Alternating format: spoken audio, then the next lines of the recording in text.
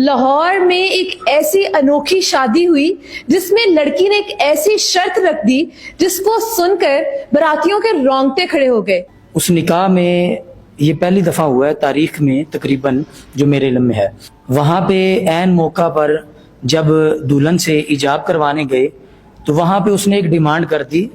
اس کا کہنا تھا کہ مجھے حق مہر میں مفتی صاحب نہ تو پیسے چاہیے، نہ ہی گھر چاہیے، نہ ہی پلاٹ چاہیے، نہ کوئی میں نے زیور لکھوانا ہے. تو میں وہاں پہ حیران ہو گیا کیونکہ عموماً تو یہی چیزیں ہوتی ہیں.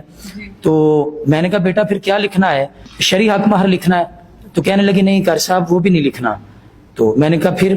کہنے لگی کہ میرا ایک مطالبہ ہے، خواہش ہے کہ میں چاہتی ہوں کہ دولہا جو ہے وہ مجھے 5 نمازیں لکھ کر دے. اچھا. اس نے یہ خوبصورت مطالبہ کیا تو مجھے بھی خوشی ہوئی اور وہاں جتنے مہمان تھے سبھی کو بہت زیادہ خوشی ہوئی.